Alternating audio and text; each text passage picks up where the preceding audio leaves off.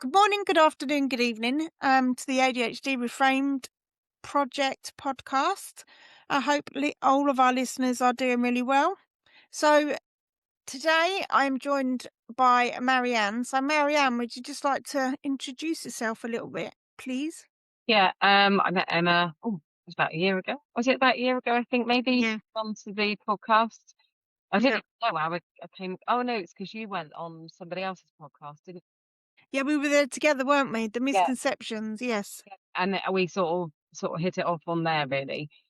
So yeah, I've got a training business. So I started life way back when, not years, as a carer. Then I did a psychology degree. So Emma and I have sort of talked a little bit about that. Hated every second of my degree, which, having been diagnosed and being a teacher, unearthed quite a lot for me. So I stuck with the degree, did it. Then I worked in lots of different jobs in the care sector. And then I was asked to do some training, deliver. And I didn't feel like I wouldn't have felt uh, confident doing it, I think. Yeah, So I decided to do a PGCE, which I did because I wanted to then go on and train carers, which is what I wanted to do. Then I had a baby and then was in and out of different jobs. And then somewhere along the way, then fell into teacher training, which I really loved. Because I think it brought together my psychology and it brought in the teaching bit, really. And it gave me a chance and developing people. So I did that for quite a while, and then I was freelancing for a company as well. But I remember thinking that obviously I had to cover everything because it was a qualification, but I had a way of doing it because it potentially could have been quite boring. And I was always a bit worried that the company would come in and come and observe me and not like the way I'd done it, even though I had 5-star reviews. So COVID hit, and then in the end, I thought, why don't you just do this yourself? In that time, then I was diagnosed with ADHD, potentially autism, but I've not been diagnosed. And then it struck me, yeah, it all made sense. It all made sense about why I found my degree difficult, in that those people that were teaching us weren't teachers. They didn't understand, ironically, the psychology, which is yeah, ironic, really. Um, then it understood my need for having to have things explained in a certain way, and the fact that I really like to bring things down to the most basic explanation so that people understand. And that's why people quite often enjoy my sessions. And I'll get people that haven't been in education for years, and I'll make something really complicated into something very simple. Um, and yeah, and I'm really sort of still flying the flag with training people or teaching people how to teach and train, because a lot of people think they know how to, and they may be very good. Don't get me wrong, they may be very good, but I think potentially people that aren't neurodivergent as well don't get the things that people are neurodivergent. So a lot of people that are neurodivergent go into teaching, often because they want to kind of right the wrongs that happen to them. Um, but the irony of it is the people that I often see in front of me that are very good will then identify as potentially being neurodivergent, or they are, or their children are. They often will think they're not very good, and I'm like, yeah, but you are. yeah, But because you don't make assumptions, you will fight for the underdog. You'll Nothing's ever too much.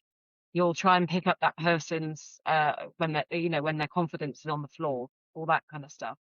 So yeah, I'm doing quite a lot with trying to look at different sectors where people are being trained, or where so those people that are training them are training people in sectors such as construction, such as security, care, a lot of them where you've got high incidences of people that are neurodivergent.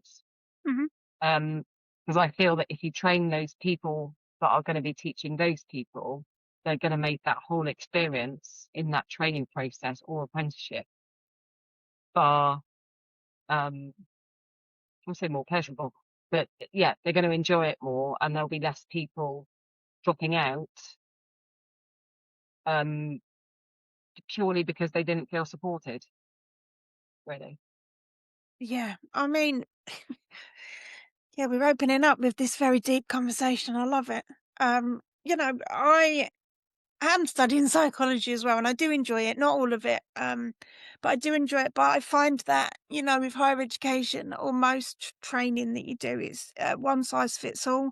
And then, if you're like us, you're neurodivergent, you've got ADHD. Obviously, you do things very differently. And I have advocated so much for myself because it's like, there's like it's almost like a blueprint on what the suggestions are, that what you should follow if you're a distance learner. Because I study 100% online, but none of them really kind of are Oh, useful to me because I do things very differently. And I do spend a lot of time advocating not just for myself, but for other ADHD students, and particularly women. Um, because it's exhausting having to kind of explain yourself all the time is just literally exhausting. So I love the fact that you're training the trainers. If is that the right way that you've just said it? Yeah. yeah, yeah. I'd say teachers, trainers.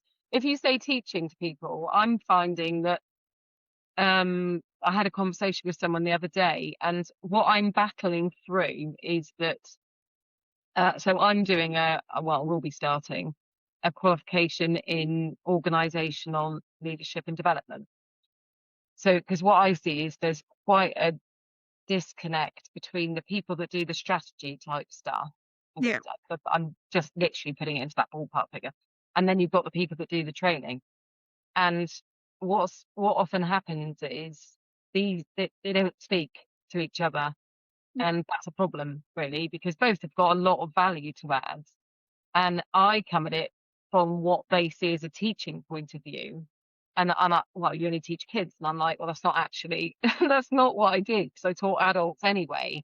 Mhm. And I'm coming at it from, um, what I want to do is take away this myth that education has to be scary. Because a lot of what I see is people fearing education. They're fearing, that, I know. So like you've chosen to study and work through it. Okay. Mhm. What I hear from a lot of people is but why should people have to have qualifications, right? And I've said, well, the thing is a qualification really should be seen as a standard. So it should be that the more education you have, whatever that looks like, the more empowered you are, aren't you? Like we discussed it earlier. The more knowledge you have, the more that you can have conversations with people. The reason I want to do this course, I know quite a lot of it, but I want to be able to sit at tables with people and have conversations and to be able to have debates confidently, to know that I'm able to sit at it from this point of view and this one, and this one. And my fear is that because of the bad experiences many people had in education, generally when they were younger, they then carry that through to learnings about it. It's a horrible thing. Yeah. Like we can't do that because it's not a good thing. And I'm like, I absolutely get that. And that's why I'm passionate about what I do, because I want it so that um, those people that go on to educate other people can make a difference. And that when people go into a classroom, whatever classroom looks like or wherever it is they are, that they will feel safe, because that is a massive part. And I did some posts last week or the week before, I think it was, about Maslow's hierarchy. And whilst it might not seem like a huge thing, when you've got on that very basic level, if you've got someone coming into your classroom or learning area and they're not sleeping or they've not eaten or they're thirsty or whatever it is, they are thinking about that, not 100% on what your lesson is. So for me, when I teach, I just say to people, look, there's no health and safety reasons in my world. There are in some people's, and I get that. If you want to eat, you eat whenever you want. Do you know what I mean? Yeah. Um, then 'cause we all get hungry at different points. You know, some people don't have breakfast, some people it does away with people having to say, you know, that they have got, that they're diabetic or something like that, you know. Then you go up to the next level, which is the feeling safe bit, which could be the psychological bit. You know, different people come at it from different experiences, Y and the more safe people feel, the more they'll be open to learn. Then you go up to the belonging bit. Yeah, I was doing my degree. I did well in my GCSEs, didn't think I would. Then I did my A levels, failed those. Wasn't very well, but anyway, retook them. But I don't know what I'm gonna do because I don't know what I'm gonna do. So I did my degree, but kind of drifted through it a bit like then in the end, I went to my head of year and head of psychology and said, "I'm leaving." And he was like, "Why?" And I said, "'Cause like, I shouldn't be here. I just didn't see that it was me." And he said, "But you were one of the best in the year." And I was like, "What?" And he said, "Look, just take a week off. Don't make any rash decisions, and then I'll respect your decisions." So anyway, I carried on more because I didn't know what I was gonna do. My grades went up 10%. Wow. All that was because somebody else had faith in me and made me feel like I belonged there. And do you know what? That's why I do what I do, because I just feel like sorry, I get really passionate about it because, you know, there's a guy that I taught, George, and I love George to bits. He I don't know how old George is. I'm gonna say late 50s. I think that's why he might be. He said he came into that classroom, he said, "You'd gone to the loo." He said, "All of us, we did different jobs. We were all, like, different in terms of our confidence levels or, you know." And he said, "You walked in the room like a ray of sunshine," which was really lovely. And he said, "You just made everybody feel at ease because you shared about you." You know, then him and I spoke at break time about stuff. I found out about his childhood, found out where he was coming at it all from. And, you know, afterwards, he said to me, even though I struggled and at times I wanted to give up on the assignments, he said, "You helped me." I didn't have to, I was freelance. He said, "You helped me." And he said, "I wanted to make you proud." Oh, And, you know, that's why why I do what I do because, you know, anybody can be well, being I think we kind of know what our limitations are. I don't think I'd make a brain surgeon, but I think most of us know realistically what our limitations are. You know, I get people coming onto my course. I had a Tyler the other week and he was like, "I'm not very good at this stuff." And I said, "Well, you probably are. Let's, you know, let's not make any rash decisions." And when we finished, I said, "How did you find it?" He said, "Do you know what? It wasn't that difficult." And he said, "But it wasn't because you made it easy." And I just want to be able to try and right some of the wrongs of the crap that people carry on. Like they'll say to me, "I was really awful at school. I was terrible. I was this, I was that." And I said, "But the education system failed you because it's not your job to motivate yourself when you're a child."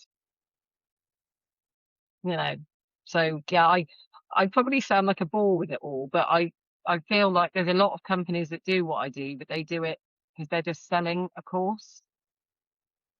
Mine, I do it because I think the people on it do a lot of healing themselves, yeah, which means then they can go on and heal, and it's the same probably as you know, you've been on a journey, and so maybe if I did my degree now, I'd be in a completely different position doing it yeah, than I was.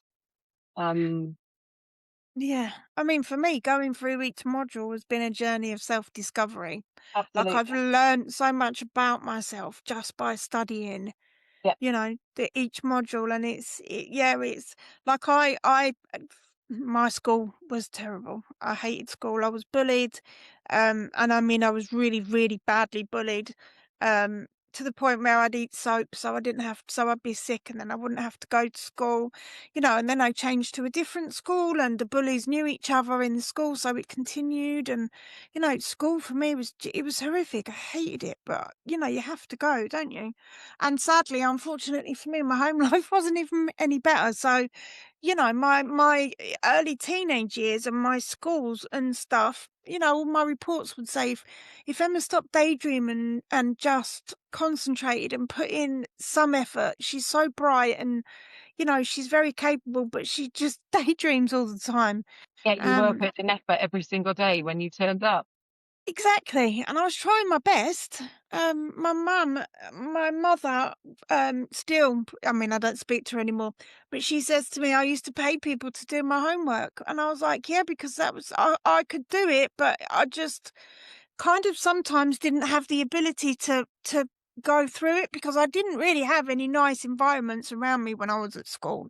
It was horrific. But, you know, that's a story for another day. But if I think back then, like I actually did quite well in my GCSEs considering everything that I had going on. I didn't do A levels. I went and tried funnily enough, after I left school at 16, I went to a college and was meant to be doing a psychology. I don't know if it was a GCSE or an A level, but I never went. And psychology's always been something, or people have always been something that I'm really fascinated in Oh, about, and I like to know what make people tick, and I yeah, like, you know, and when you kind of get to the root cause of you know where we are today in the present, like psychology is just a perfect yeah. example of, you know. And then throughout my studies at Arden, like when I applied, I thought they were going to just laugh and say, yeah, no thanks, thanks, but no thanks, because I had no confidence in myself. You know, I was told as a child by my mum that I was thick. I've been bullied at work as an adult, thick. Everyone, you know, just all of these labels that people have given me over the years. And then when I started my studies, um, I stopped talking to my mum around about, you know, about a year after I started and my brother, and that's really helped me, to be honest. But I think I did something very different this time is I actually reached out and asked for help because I don't know, something kind of just it was almost like I started out because I thought I had something to prove to everyone else, and now it's 'cause I have to prove something to myself, and I keep going, and I'm very, very, very resilient, and if I don't understand something, I will ask so many times for people to explain it to me, um, Do and you that's think exhausting. for you, did that, I sound like I'm interviewing you now. Um, No? but only because again, I sort of talked to you briefly, actually because something nasty that was written about me just now. It wasn't really Yep. nasty, it wasn't very nice. Um, in that, so I got my diagnosis pretty much the same as you, and it was like, ah, right. It was quite a light bulb moment. I kind of wish sometimes I could go back and relive that, to just sort of re-feel it, really. So I had the diagnosis, but before that, something had happened to me. Somebody said something nasty about me, and I remember thinking, do you know what? I've been nothing but nice to you. I've been nothing but nice to you, but publicly you've said something horrible about me, of which a whole bunch of people joined in. And you know that in on that very day, I thought, do you know what? I don't like. I don't want to. It was like it wasn't. It was almost like I remember thinking, do you know what? That wasn't nice what you did. And actually, if you don't like me, do you know what? I don't really like what you just did to me. I've been nice to you. And actually, if you lot have joined in as well, do you know what? You can all just go away. And it was the start of me kind of cleansing myself from feeling like I had to keep like having people in my life I didn't really like. Because I remember thinking, actually, if you're being like that to me and I don't really like you, let's just like not bother at all then really. So then I got diagnosed and I probably went on a rampage and probably got rid of a lot of people in my life. I literally then remember thinking, I don't want anyone in my life that doesn't bring out the best version of me.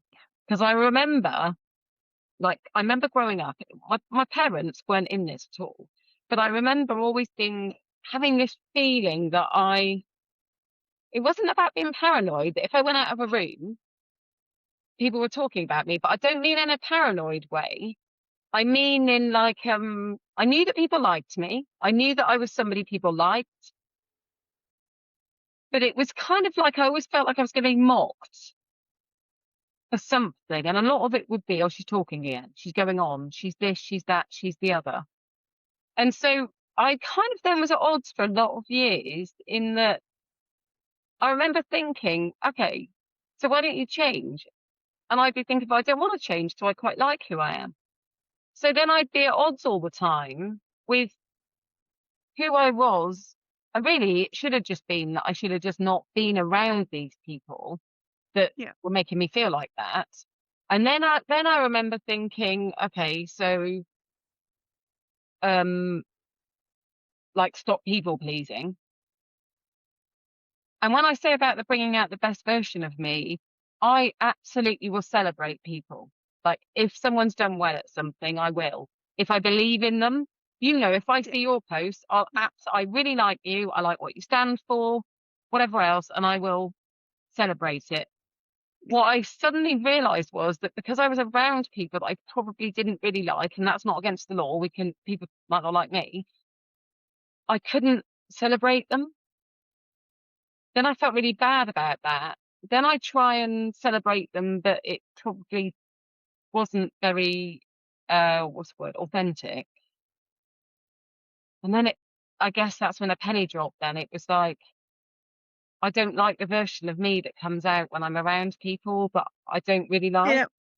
Yeah. So I just thought, actually, don't. I went through all my social media, in my family, even my family, I removed all of them off my Facebook because I knew some of them would make remarks. And I thought, you know what, I'm not going to defend myself. I've done the work on me. And that's been a process of years. There's been a lot of fallouts. I had therapy last year, Me too. but the therapy was actually because I felt really hacked off that I looked at me, I stripped myself back. But still what was happening was there was Teflon coated people walking around, and I think we know what I mean when I say Teflon coated, Yes. people that say stuff and do things that it slides off them back on.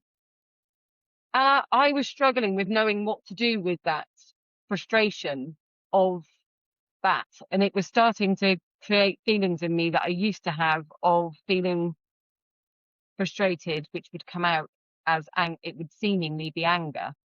So I had therapy, and now it's wonderful though, because quite frequently things happen and I sit back and I watch with a smile on my face because I know exactly why that's happening. And even when people try and chuck stuff back at me, I'll go, do you know what? I'll own what's mine. I'm not going to own that. That's not mine. And because you've been there, it's not arrogance because I didn't used to like admitting I was wrong, and I'm going to admit that now. Largely because when you're completely on the defensive all the time, you don't want to admit you're wrong because people are constantly going on at you. But when you come at peace with yourself, you can then go, do you know what? I was wrong then. And actually, I'm going to learn from it. But I will not accept someone else's undealt with stuff. I love that. Yeah, I love it. And I think as well, for me, I was diagnosed in 2019 and I had no idea that I had ADHD until But someone pointed it out to me that I worked with. And I was like, that stereotypical kind of, well, it's only little boys that are distracted and being naughty in the classrooms and stuff. And then after I was diagnosed, it was like a few years of almost kind of trying to process the fact that, I've got ADHD and learning about learning yeah, about as much as I can, tongue tied there. But then in the last couple of years, I had some strength based coaching, and just focusing on like the positives yeah, and like you've just said, cutting the toxic that was it. people out of my life. Which still is something that some people say, "Oh, yeah, but it's family," and I'm like, "It doesn't matter. If someone's treating me badly, then Absolutely. you can do one. I'm not, I spent like you at 40 however many years, like people pleasing, basically desperately try I was like a little puppy, like, "Please But love why me," should, but in the end, you're not pleased, they're not pleased because it all comes out in the wash anyway. And in terms of family stuff, I'm going through it at the moment with my family, and um, my brother cut himself out of our life, and what's been really difficult is that he's he's done stuff to hurt my mum. My dad's not alive, so he took his own life 24 years ago. Oh, And so sorry. what I've been hurt by is that my brother carries on behaving as he does. Family members still accept him, and I've said, like, I don't care if you don't speak to me, I can carry on speaking to you because I haven't got a problem with that. What I have a problem with is my dad's not alive. You should be the ones that are being in place of him. Yeah. Like, if he was How here, he would be defending her, and you're choosing not to. What you're choosing to do is sit on the fence, right? I'm not okay about that. And I've had, yeah, but and I've gone, no, like literally, I'm not okay about it. And if the only way this gets resolved, if you want to discuss it, then you're not going to listen to me. I can't move on this, I'm afraid. Like, and if it means I can't have anything to do with you, I'm absolutely fine with that. I, yeah. I'm I'm not fine with it, but because I know what they want is me to change my mind, and I said I'm not changing my mind. I'm literally not changing my mind over that, and that's not me cutting my nose off. It's me saying these are my boundaries, and if you're happy with yours over there, and then I've had yeah, but we miss you, and I said good, that's fine. If you miss me, then you miss me. Do something about it, or just sit with missing me. Yeah. And I don't know about you, but what I have found, and I suspect you're gonna probably feel the same. I used to have a lot of rage inside of me without really realizing.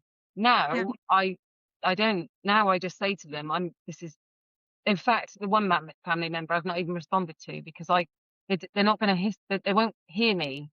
So I just responded with silence because I Right. can't Exactly. I because I know it will push me to a place where I don't want to go. Mhm. It's crazy though, isn't it? Because when you kind of have these situations with family, like a lot of the people, some friends, some people around me would say, "Yeah, but it's family, so you have to just."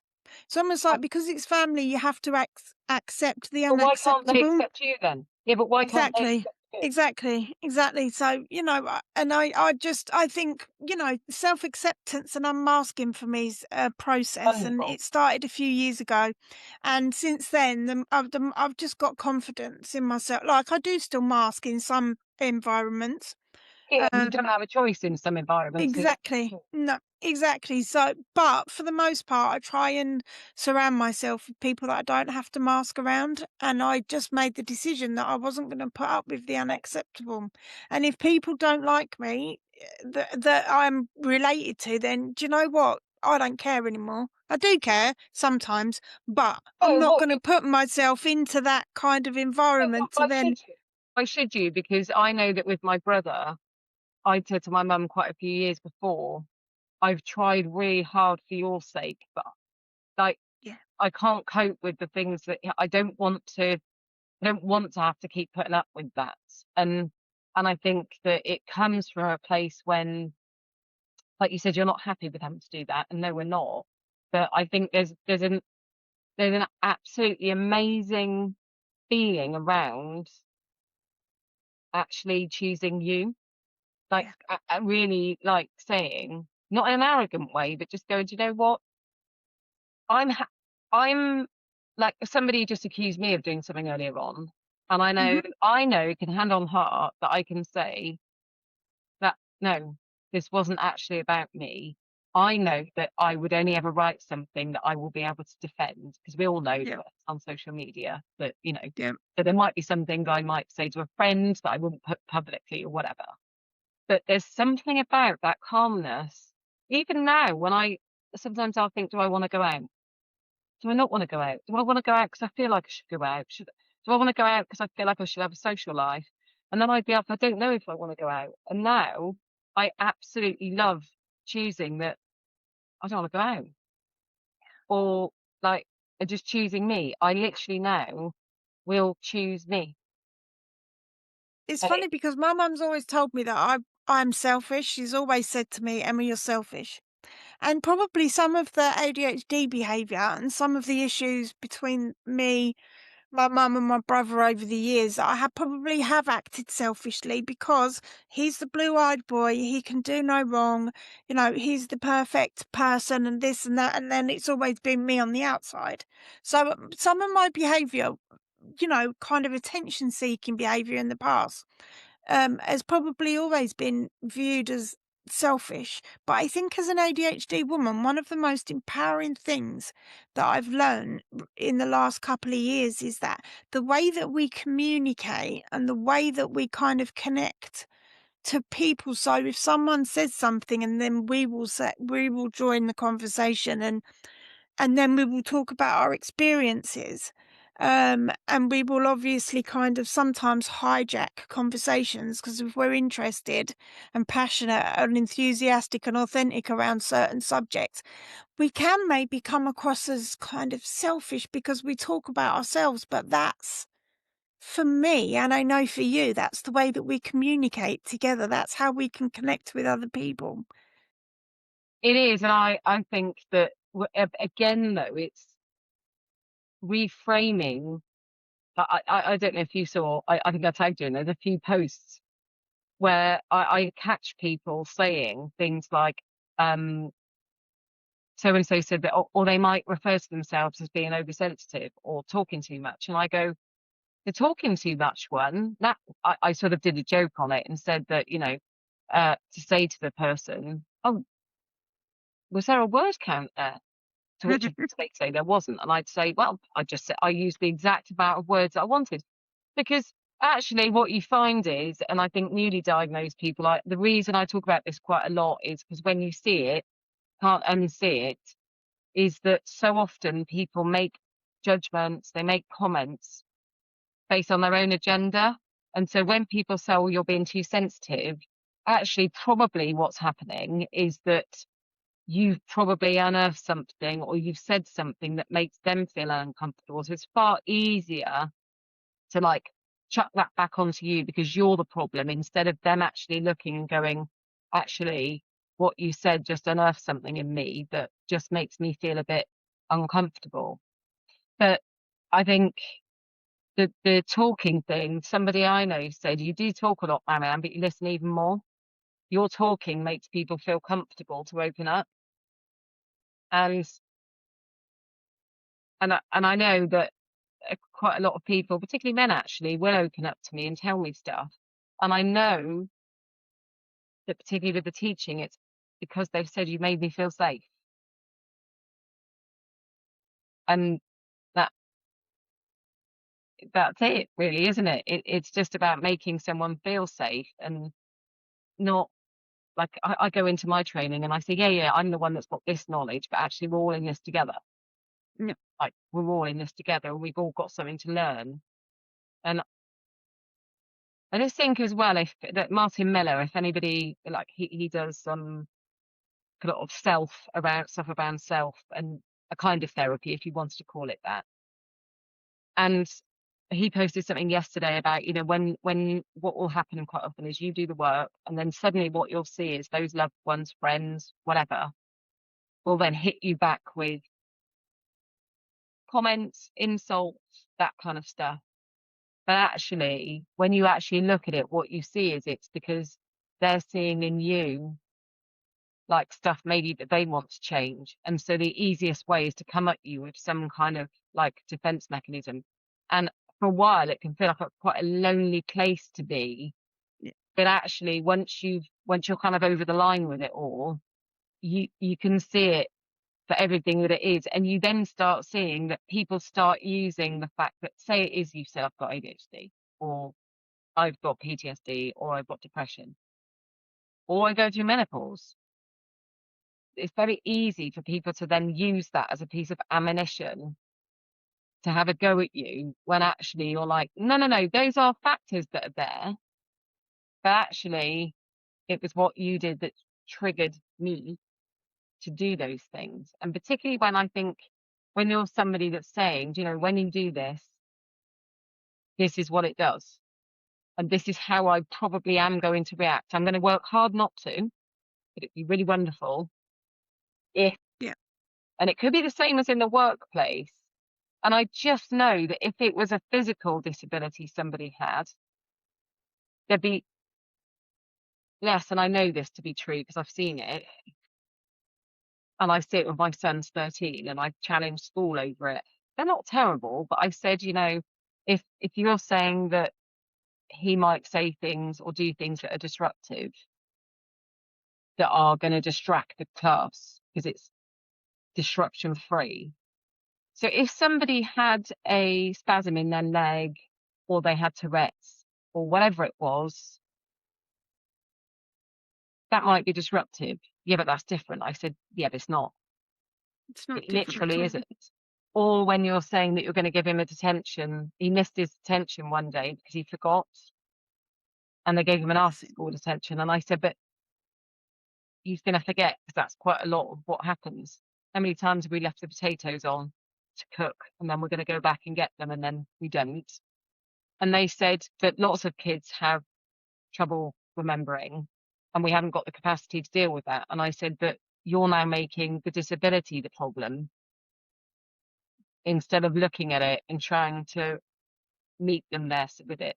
I said, because Yeah. what you're saying to me is that if there was another aspect that you could deal with, you would.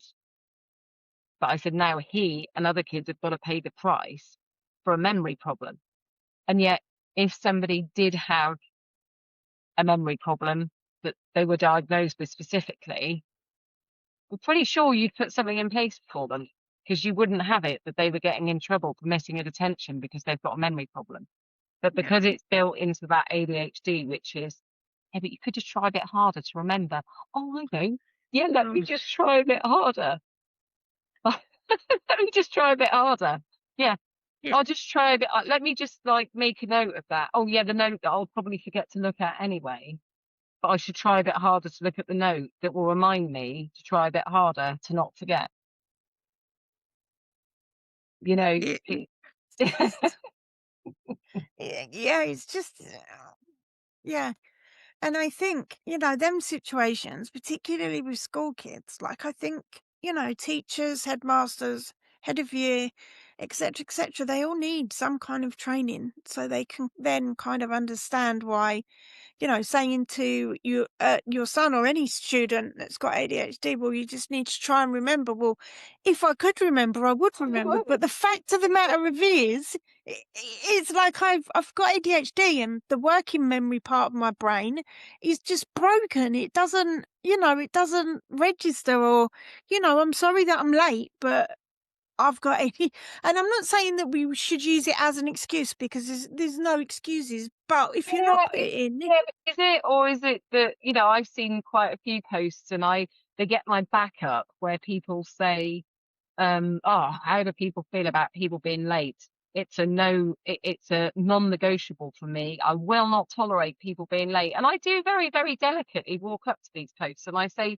can you just have a little bit of respect that you're making the assumption that when someone is late, it's because they don't care?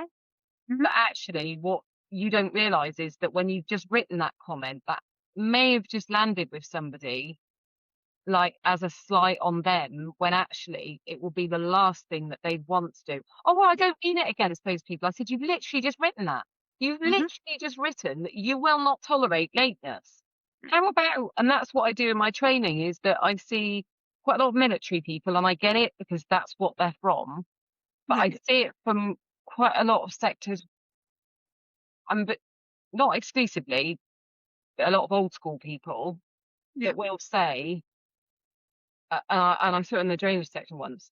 I won't tolerate people being late. If people are like 10 minutes late, they're out, they're not coming in. And I go, what? Should we just back up here a minute? Like, literally, should we back up there? There literally could be any number of reasons why that person was late. It could be that they've got kids, they were trying to get them out the door. It could be that they've just been stuck in a car accident. It could be any number of things. And it could actually have been that they just pulled themselves together to be able to come to your session. And they probably now wish they hadn't, all because you couldn't actually just stop and think. It, like, there's probably something else to it. I will say to people, whenever people behave in a certain way, and managers could do with taking this on, whenever people behave in a certain way, generally, 99% of the time, a reason behind that behavior. Like, whatever it is, it doesn't matter what it is. I know that when my son acts, he can be quite snappy with me, and I know I'll say to him, "What's happened at school?" Mhm. Or like, whatever it is. And I think that if whether it's managers, teachers, supervisors, friends, anything, if we look beyond the behavior and just that, what was the eye opener for me was that when I stopped and thought, right, if I'm able to look at myself Yeah. and I'm able to say to myself, whether it was like with RSD, if I'm able to look at myself and go, right, do you think you're a bad person? Did you do anything wrong? Like, literally, can you see anything here that you could be responsible for? So if it was the RSD side of things, someone's cancelled, right? Okay, so they've cancelled. I probably once upon a time would have been, oh, I don't like them. I can't believe they let me down. I'm awful. They don't like me. Now I'll go, okay, so up till this point, they were going to come. They Mhm. asked you. So I'll do all of the detective work and go, do you know what? They're probably feeling more rubbish than I am, so I'm going to respond with kindness. The other side of it is, if somebody does whatever it might be, I will now go, okay, so I don't think I've done anything wrong here. It's probably more about them than me. Yeah. And I think then you're able to react back in a more objective way Mhm. and with less emotion or kindness, should I say, Mhm. than once upon a time when I admit, would have attacked back. Yep. Me too in the past, definitely. Or I would have And I thought, "Why are you doing that? Why are you doing that? What have I done wrong?" Duh, duh, duh.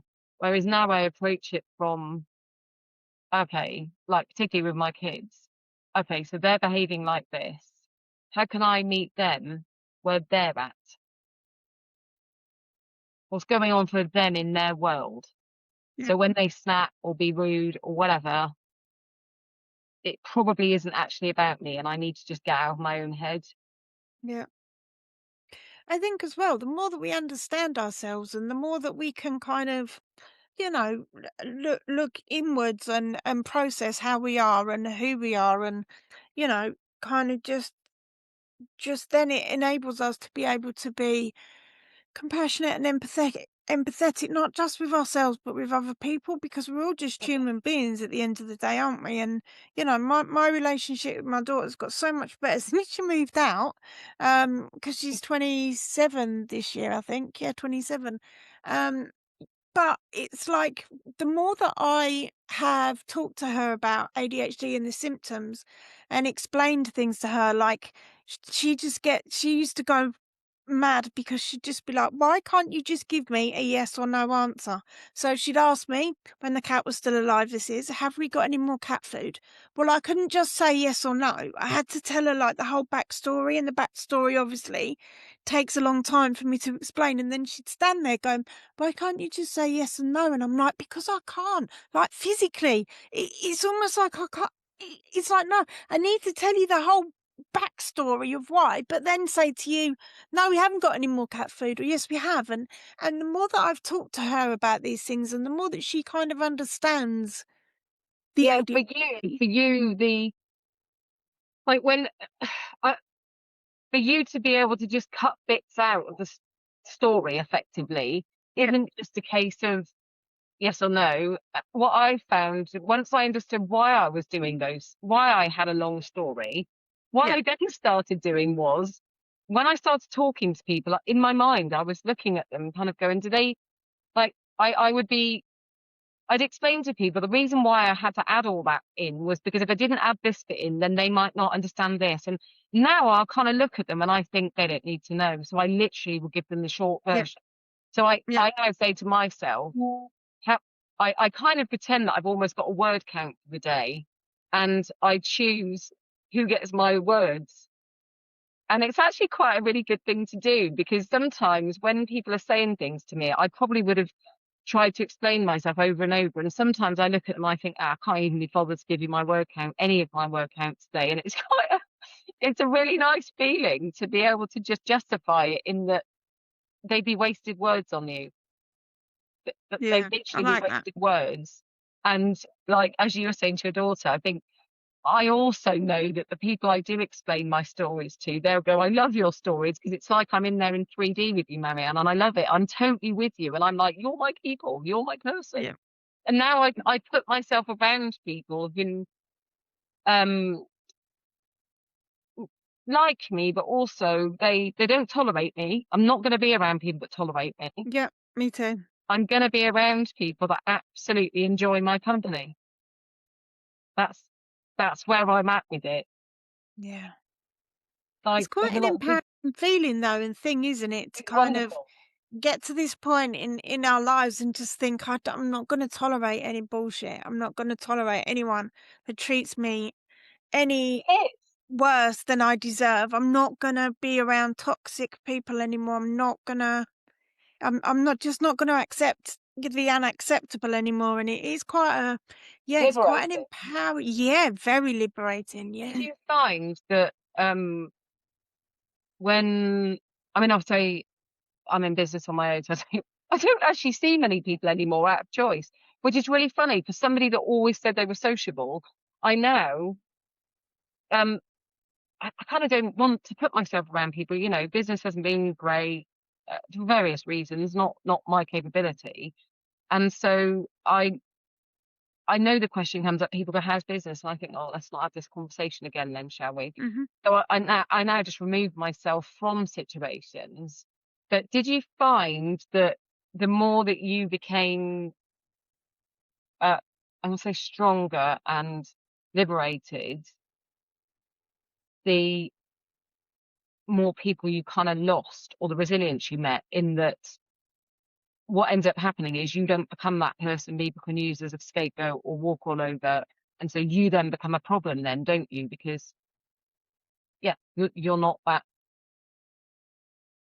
problemy. Yeah, but do you know what? It's like even like look, there's loads of examples that I could give you where, the people that I've either been around or, situations I've been in the past, and it's like everyone's always made it out like I was the worst one out of everyone because I was very, very wild when I was younger, very wild. And I didn't care, and I just was very impulsive. I was angry. I was, drunk a lot. I, took a lot of drugs and stuff, uh, and and it's like it's almost like everyone else was okay if we've kind of saying that, "Oh, that's just Emma, and that's just how she is, and she's the mental one, and this and that, and this and that," and actually, no, I wasn't the mental one. I was just Your really needs weren't misunderstood. Yeah, but also Exactly, your needs weren't being met, so you exactly. nothing. Yeah, exactly. So I was acting like I was attention seeking, Yeah, but but not that's not a because. bad thing, actually. Other people failed you. You know, Yeah, again, though, that whole selfish attention seeking, it makes the person a problem. I mean, you wouldn't say that a baby was attention seeking, would you? Well, some people might, but it wouldn't be okay to say that when actually all that baby's doing is saying, I need food, I'm cold, I'm hungry, I need changing, yeah, whatever it is. And it doesn't matter what age you are, but it's very easy for grown-ups to make that person the problem yeah, instead of actually going, maybe she's doing that for a reason.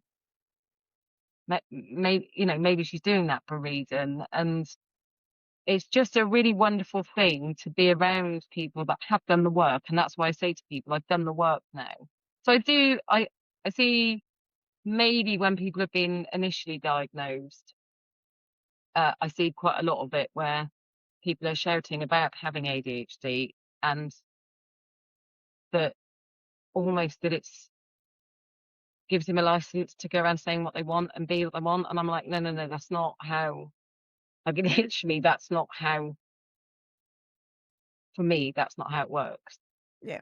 Because for me, the diagnosis was, yes, I'm very lucky I got that, and it helped. I got that, so it helped me at a time when not really any other women that I knew had it. So I always Me speak too. up about it because I say to people, do you know what? It potentially doesn't matter whether you've got it or not. If you associate with any of those feelings, there's nothing wrong with you. Unless you feel you're not happy with yourself. So now I say to people, if you're happy with who you are, who gives a damn what anybody else thinks? If you're not happy with who you are and other people are having a go about you, then do something about it. If you're happy with who you are and you're happy that you don't have anyone else around you, or you're happy with your 5 people as opposed to 100, crack on with that because you I know, couldn't keep up to gosh, 100. 100 people is that too I much. know, like, do I have to? Yeah, yeah, exactly. Even 5 sounds a lot because I'm just like, oh, like I need a certain amount of time. Like I talk a lot. I talk about ADHD all the time. I'm sure. My partner says if he had a pound for every time I've said the 4 letters, we'd be millionaires by now. I'm kind of But maybe making you it shouldn't my have to. Actually, it will be wonderful to be in a world where, you know, if you and I were out or doing something, we probably wouldn't even need to, or we would probably just laugh at things we do, or it would just be seen as normal. So what a wonderful world it would be that actually we didn't have to. And that's why I like to create learning environments where I say to people, you're just you. yeah, Yes, it might be because of that, but that's kind of by the by, you know? What the fact is, what can I do to try to make life easier for you whilst you're learning? yeah. That's, and for you, with your experience with learning, bringing it back to that, or Mhm. start with, that to me, everybody should have the opportunity to learn. And like I said, I think we all know, you know, what we think are, what our potential, like what we think we could be doing, if you see what I mean. And you then identified when they accepted you on, you were like, actually, I can do this. But if you're told you can't do this enough, that becomes that narrative for you. And you know what? Like even now, still, I've been saying because I'm doing it quite slowly, so I'm only doing it's distance learning. I only like there's 10 weeks in each study block. I release one module, so I'm doing it part time, and I chose to do it that way because it works really well for me. Because then I can really get stuck into like the topics, and I can read and learn like like the way that I need to. And it's like the inadequacy that I felt when I first started. Like I used to tell myself like I need all of this support that's on offer because I was almost desperate enough to not kind of not have to admit to people that it was another failure, that I tried something else and it didn't work and I dropped out because I never used to be able to ask for help because I was always embarrassed that I needed help. And when you don't have a voice when you're a child or even as an adult, if you're not ever in any environments where you feel safe, then you kind of just go quiet, don't you? And then I just used to, shrink into the background and then drop out. Not with everything. I did quite well with the counselling studies. I just didn't finish the diploma. Um, so I'm not like a qualified counsellor, but I did up to level 3 and I actually did really well in that. Thoroughly enjoyed it. But then, yeah, I think when I started my degree, like I'd seen my daughter was just in her last year of her second degree, so she's a midwife now, so she was doing midwifery. And I wasn't working, and I haven't worked for a while because of my physical health, because I've got fibro, as well as, complex PTSD. Not that that stops me from working, depression, anxiety, all the stuff that comes kind of with being a late diagnosed ADHD woman. And I just thought, like, I don't even know what it was. And I mentioned I was looking for either a GCSE or an A level in psychology, and one of my friends said to me, "But why are you looking for that? Like, you can do a degree." And I was like, No, I can't." And then I applied, and I didn't think I would be accepted because I thought they'd just laugh and say, no, but actually I was. And then when I started, like, the feeling of inadequacy that I felt back then, I was absolutely terrified. And I remember kind of like massively trying to kind of do what I needed to do to write the essay and submit it. And this is like over 2 years ago now. And there's a success coach. She emailed me and she said, "I haven't had an appointment with you recently. I just wanted to check in. Are you okay?" And I actually said to her out loud that I feel now like I've got some academic confidence and my ability to be able to actually write an essay and get very, very good grades for me is still a huge surprise. They're very good grades. Exactly. Very, very good higher than I ever thought I was capable of. So, and it's that kind of every time I submit and then I get the grade back and I'm like, "Oh my God, like like 78%. Like I never dreamed I'd be able to get first grade grades, if that makes sense. Like Yeah. I'm more in the beginning, level 4, I was happy. I was always saying I would have been happy if I got like I passed 40%. But somehow I've kind of had to accept that actually I am quite intelligent, and I laugh when I say it because it still makes me feel a little bit uncomfortable. And, I do try and kind of be proud with my achievements and stuff, but sometimes it still makes me really cringe because I'm like, oh my God, like it's not a natural thing for me. But then I sit there and I think, I've got 78%, I've got Yeah, 72%, but I've got, it's not natural, but it was always within you, and that's why I love what I do, because seeing that moment from somebody having had, like I said, I'd probably say 80% at least of the people that come in to be trainers are probably neurodivergent, or hmm they, they would identify with a lot of the traits, and they are the people that probably don't have that confidence. And it's just so wonderful to take them through something. It's the equivalent of an A level for people that are going, I'm stupid. And I'm like, I'm not even going to hear that. I'm literally going to ignore what you just said to me. Um, because nobody fails with me. Might take a bit longer, but actually you'll probably find that the way I do it with you isn't the same way as you've had it before. And I just wish that businesses would not opt for the cheap e-learning option of people doing it like that, but to actually say, if you've got someone like me to take someone through that learning experience, that it's not just about ticking a box. Like I try and say, yes, they'll learn how to teach, but they also do self-awareness. It makes them then, like you said, when you learn about the psychology of stuff, that's what I do a lot of in there. You're hmm learning about yourself, which then means whatever you do out is going to be different, and how you view and deal with other people as well. So it's interesting because e-learning's the rise of it. I go to events and I see how many e-learning companies there are, and people say how amazing they are, and they say that the companies that buy off them say they are, and I go, yeah, but you're happy and the buyer's happy, but we've not actually asked the learner, because I'd probably pretty much say most people don't find e-learning effective because, yeah. you know, particularly neurodivergent key hmm learners. And the same as, there'll be this set way of doing it. And what I really love is that I'll confess or I'll say about things, and then people go, I'm like that too. And I go, well, let's all say that we're like it.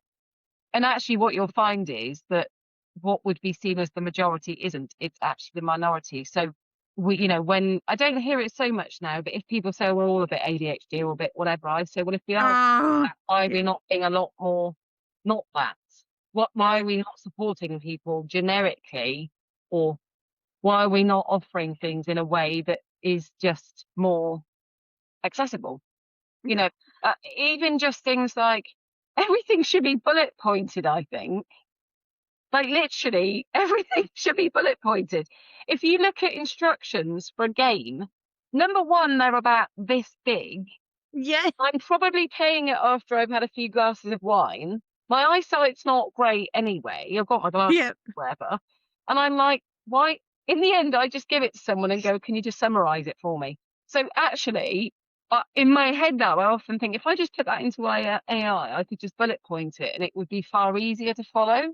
So like literally, game people, just put it into bullet points. The instructions is far easier because my head goes, could have made this shorter. Yeah. And as well, I think like some posts that people post on LinkedIn or on social media, and they're like a 40,000, four I put thousand. it now. I put it into Uh, AI. They make I do, this. yeah, yeah, I do that exactly. But I just I think ADHD is a bit of a contradiction Yeah. because we over explain, but we can't cope it when someone else over explains unless they've got ADHD, right? We need bullet points, but then we are like, Yeah, we exactly. So it's like, it's just, yeah. I And I think think, we're quite conservative, as in, for me, I like if someone's talking to me, I'll say, "Just tell me the bits I need to know, and then deal with the other bits afterwards." Because literally, I don't. Sometimes I'll say, "Do I need to know that?" No, don't tell me it then. Like yeah, literally save that, and I'll save your time because I'm not listening. yeah. I'm going Yeah, to work on my exactly. listening The brain switched bit. off. Yeah, the brain switched off, and Yeah, but I you're think that's thinking why about handstands, and I'm thinking about shiny shoes. Yeah, no, the brain's kind of just elsewhere. yeah, but it does Like, go into this is the same as with kids at school, it's the same as everything. If you can make what someone's learning relevant, yeah, it will go in. So if you're yeah, telling me, I will do a little bit of an inventory or like a little bit of an initial assessment on what I'm going to learn, and I'll say, but I need this, this, and this. Don't put anything in there that isn't going to meet that because we can deal with that down the line. Because I'm going to tell you now, I'm not going to be listening, and I'll probably lose all the other stuff. So yeah, we'll just save each other a bit of time here. And you know what? People find it quite funny. And I'm like, well, I just tell them the truth. Like literally, I'm just going to tell the truth. And I bet you people love being in your company. Well, they do because yeah. we say things that other people are too scared to say. Yeah, yeah, but respectfully. Like, I like the fact that I'm always respectful. Like, I call it, if I'm giving feedback, or if I'm, kind of someone asks me for opinion, sometimes I'm like, Do you want me to be, how honest do you want me to be? Because there's honest, and then there's honest, like, I'll give it to you, like, But you'll straight. check, yeah, but at least you check out with people. Like, so in my job, in my teaching job, I quite often will get people say, just give it to me as it is. And I'll go, no, I'm going to give it to you in the way that I would always give feedback. Because what I often see is that when people say that, the defense mechanisms come in that they've had Yeah, since they were a child, which yeah, was somebody with low self esteem. So men will tend to do it with banter and joking, and women will like mock themselves. yeah, And actually, I'll see that probably if I go back and look at their childhood, it's because they've been laughed at. So what they've done is they've kind of got this whole persona. As lady I taught many, many years ago, and she kept saying, "Oh, I'm rubbish, I'm this," and I said, "Well, can like your grades can be the decider of that." And then I remember when she passed her whole portfolio, and she I'd give feedback to her and I would do it via email or whatever. So I had to do it all formally and everything, which I did. So I said to her, I've attached the feedback. I said, but just go and have a double gin.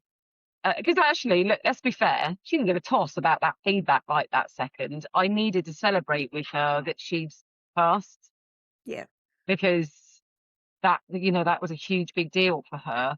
Because when I sat and went through it with her, I said, "How did you find it?" and all this lot, and she said, "Oh, I didn't think I was good enough." And she said she was surprised and everything. And I said, "But that's because that's the narrative you'd had." Because she told me when she was a child, she'd been bullied so badly at school, she was put into a coma. So again, as a teacher, I do quite a lot of detective work by asking questions, and the answers tell me quite a lot about bless where her. that person is now. And again, you have to do that talking for someone to feel that they can trust you enough to tell them that stuff. Yeah, But yeah, that poor lady. I know. You know, Bullying at school is horrific. yeah, yeah. Just But terrific. if we can, whether it's what you do, whether it's what I do, if any of us can change, if we can use what we've been through to try and create a safe space for anyone else to be themselves. Yeah. I get regularly people message me, but I loved what you posted. Thank you so much. You gave me the confidence or permission for me to say that. And I'm like, oh, that's love. Yeah. Yeah. Yeah, Stacey turns out to laugh. Yeah, you I can't even think of any examples now, but there's certain things that you've said to me in the time that we've known each other, that I'm like, "Oh, yeah, actually, yeah." You know, I think it might have even been around one of my assessments, one of my assignments I was doing. I can't remember now anyway. My brain is like, I can't remember what we talked about back then, but I know that it doesn't, for me, kindness doesn't cost you anything, but it makes such a huge difference to, the person that maybe has not had a lot of kindness in their lives and they feel very inadequate and they feel like, they can't do things when actually we can do so much, but we're just never given the space and the safe environments to be able to thrive and flourish, which I think is it's not even an ADHD thing. It's like it's just where's the kindness gone? Like, why is everything seems like it's either a competition Yeah. or a battle? And I just don't like being I think that if in them you can go around environments. sprinkling a bit of even Kindness. sprinkling a bit of joy, yeah, but even if it is just saying, I say when I give feedback to my learners, I often look at where they started at, and I try to use what I knew about them at the beginning. And it may be that I've built up a rapport, and that I know I can joke with them and go, "Do you remember when you first started?" And but I wouldn't do that with somebody unless I knew that I could. But equally, I would say, which is what I said to that woman that time. I said, "Do you remember when you told me you were crap?" I said, "You don't appear to be, do you?" And it was wonderful because what I was saying to her was, you need, like, this is your permission from now Self-belief. on, that you have Yeah. got you are worth it, and you are not gonna be keep living being that person. But yeah, I think you're true. I see so much out there where people strip people down, take them down, when actually you could just stroll up to someone's post and say it was really nice, or you can just put a message in and go, that, it doesn't take anything. And that's why I say with the teaching I do, although we're teaching adults, they're potentially harder than kids, because not only do we all have needs, but we carry that baggage with us Yeah. that is so hard to sort of get rid of. And I said, if when it comes to Maslow's hierarchy and you've got the esteem bit, if that well done maybe the only thing that someone's heard, it could be a mum or dad or someone that's stressed, that actually you say well done to them and you've absolutely made their year. Yeah. Didn't cost us It didn't cost anything. And just, I think, observing someone's journey to say to them, you know, it's not going to sound patronizing, but I even see how much you've grown in that time. And that's Yeah. not patronizing at all. I don't mean, No, no, no. I don't and think you're it's really patronising wonderful. at all. It's Mm, really wonderful to see. yeah. So, But I, I can see it. I can see it in myself. Like, I never would have had the confidence to kind of do half of the stuff, like even last year that I've done in the last year or so. I never would have had the confidence to kind of do half of it. And, it's been quite a journey for me and I've thoroughly enjoyed most of it, but not all of it, obviously, because I'm triggered.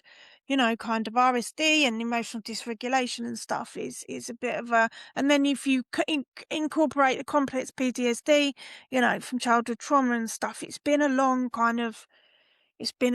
very long journey you're for me doing to it. kind of exactly, You're and I doing it. do And the thing is, you're using what you went through to make a difference, to yeah. support other people. And what I went through as a child actually pushes me forward because 'cause I'm just determined that I'm not gonna I've used that to keep that's my resilience when I wanna give up, when I think I can't do it or I'm tired or whatever, or I just think I don't that all that negativity and all of that kind of baggage that I've got from my childhood is the only thing sometimes that pushes me forward. And I think, the more confident I've got and the more I talk, the more I speak out, the more I advocate for, women like us, the more like I'd never have dreamed of setting up a podcast and doing a podcast like a year ago. Or I did think about it, but I wouldn't have had the confidence to kind of get out and done it. And it's been quite a long-winded process for me because, I'm not great with tech, but I'm getting there. You Uh, learn, don't you? It's like on the job training, but it's like voluntarily on the job training. yeah. And No, but you do though, is I think now I've learned to laugh at the bits that I do struggle with and own it, and then own the bits I'm good at now, so that it just doesn't become Marianne's a joke. yeah, Exactly. And I think that's one of the things that a lot of people that maybe have seen the change in me is I won't put up with them laughing, taking the piss out of me anymore. Because you're doing that because you've got no self esteem. You've got low self esteem yourself, so you feel like you're gonna take the piss out of other people because that makes you feel a little bit. But no, I'm not. I'm sorry, but I'm not. No, I'm not. Don't take the piss out of me. There's nothing. I'll take the piss out of myself. Don't get me wrong, I'll laugh at myself Yeah, but and that's okay. laughing. It's okay to do it. I think it's okay to do it about ourselves, and Yeah, you may have trusted people that can do it, but they would know when they could do it, and that takes a lot of yeah, trust. Sorry, that's my dog yeah. wanting to go out. And trust for me is huge. Like, trust for me is everything, literally.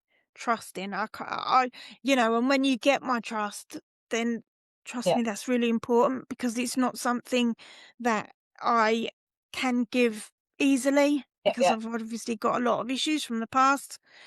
But yeah, so it's just, yeah, it's It's a crazy. great place to be though, and for me, just to sum up, I think it is just don't. It's not really about just getting the diagnosis. This will be my takeaway thing: is that that's just the beginning of it, really.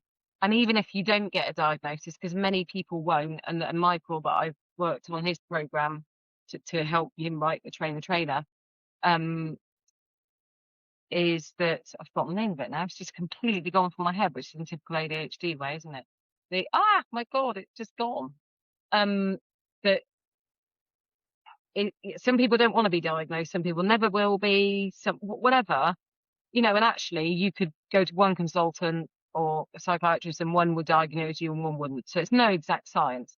The fact is, it's what you do with it. And so for me, it gave me that chance to work on who I am. So my advice to anybody would be that's just the beginning of the journey. And whilst some of it may feel uncomfortable and you may lose people along the way, if they were meant to be there, they would stay. Um, but I think you'd feel much better and happier and calmer. For me, it's calmer. I'm way calmer than I used to be.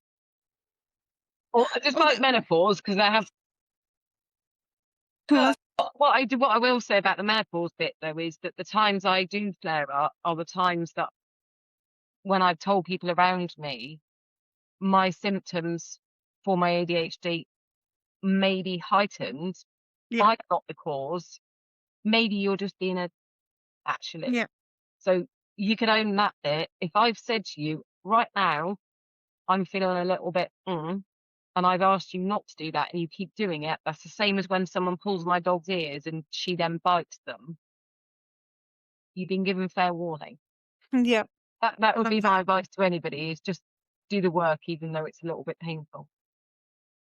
and it's the journey of self-discovery that actually is quite enjoyable. Like once you start learning, like I say to people, whether they're diagnosed or not, or waiting for a diagnosis or will never get diagnosed, like just find out about yourself, get inquisitive about your symptoms, learn about how your ADHD manifests, learn about your symptoms, and then, you can Embrace then I say to people, like for me, I've changed the bits that I get frustrated about or don't like, and I've absolutely embraced the bits I love.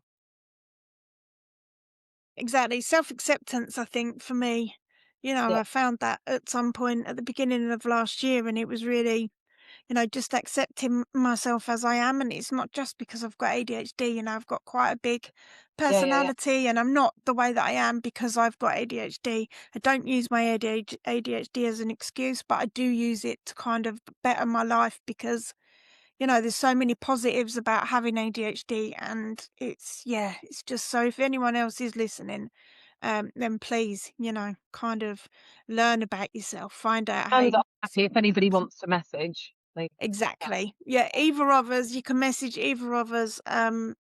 But yeah, I don't even know how long we've been talking now, Marianne. I've no idea. Um, oh, an hour and 10 minutes, my partner's just said. But wow, it's been amazing. Hopefully you'll come Thank back you. again. I know we kind of have tried to organise a time for us to sit down and do this, but I'm glad that we did it I just did it. spontaneously It's typical today. ADHD Yeah. is what takes a Yeah. lot of space. Yeah. But Yeah. yeah, I'd like to go on mine and talk about because I'm doing a lot more on the education stuff. It'd be really Yeah. nice. to hear from it, from how you've learned and the things that need changing. Maybe I'll make you a teacher. I'd love to do that, Trainer. actually. Okay, Yes, that's please. and Yes, you please, yeah. alongside it is not Well, scary. but one of my friends said to me that they thought, because I often think that I'm going on a bit of a tangent. I often think, what do I want to do after I've finished, after I've graduated? Okay. Probably going to be a master's. And someone said, "Oh, you can do a PhD." I'm like, I don't know about that yet. But one of my friends actually said to me that I would make a really good teacher, and I don't actually see that in myself at the moment. But if someone else has obviously seen that and said to me, "You would make a really," so That's literally, my yes, challenge. please. You can do it with me. Yes, please. There Yes, you go. I'm all the way in, and of course I will be a guest on You've your got to podcast. now because you've now said No, I am. Trust me, I will. I will. You can't get rid of me. You know what I'm like. I'm very 3 days, persistent. 3 days and a very simply set out assignment will get you there. Okay, Brilliant. jobs are good, and then when can I Brilliant. start? When I do the next one, so I'm gonna put you on it. Okay, you better. Yes, I'm going to remind you to put me on it. No, So no, yeah, no, I please. will. Yeah, yeah, yeah. And if I'd love to come on your podcast as well and talk about education and stuff and how we can, how I've advocated and how education needs to Yeah, change step to up. be inclusive. But anyway, Marianne, it's been an Awesome. absolute pleasure to have you. I'm so happy to see you. Like, I know we messaged on And LinkedIn we and wore the shorts. We got the memo that wasn't there. yeah, yeah. It's just it's this whole thing that I chucked on this morning. Thank But it's been an absolute thank pleasure, you. and it's nice to have you as a friend, although we might not talk a lot, but it's still nice to be connected with you and stuff. And thank you so much for your time today. Like, let me know when you do your next course, and let me know when I can be a guest on your podcast. By all means, you know me, I love a good talk. So anyway, to our listeners, if you would like to learn a little bit more about the work that Marianne does, I will post the link to her website. I'll post a link to Marianne's website as well, podcasts as well in the description of the podcast. I Got don't even know if community I that I'm said that. starting soon as well, so I'm in with that there as well. You know me. you I'm go. in with that as well. So, yeah, yeah, literally just say, yeah, can you turn up at this time, Emma? I'm like, yeah, yeah, yeah. You know me. I love all that kind of thing. I love talking. I love, people and stuff. So, yeah. Anyway, thank you for your time. And I know we've gone out a little bit over an hour, but it's such a beautiful conversation. So, thank you for our listeners.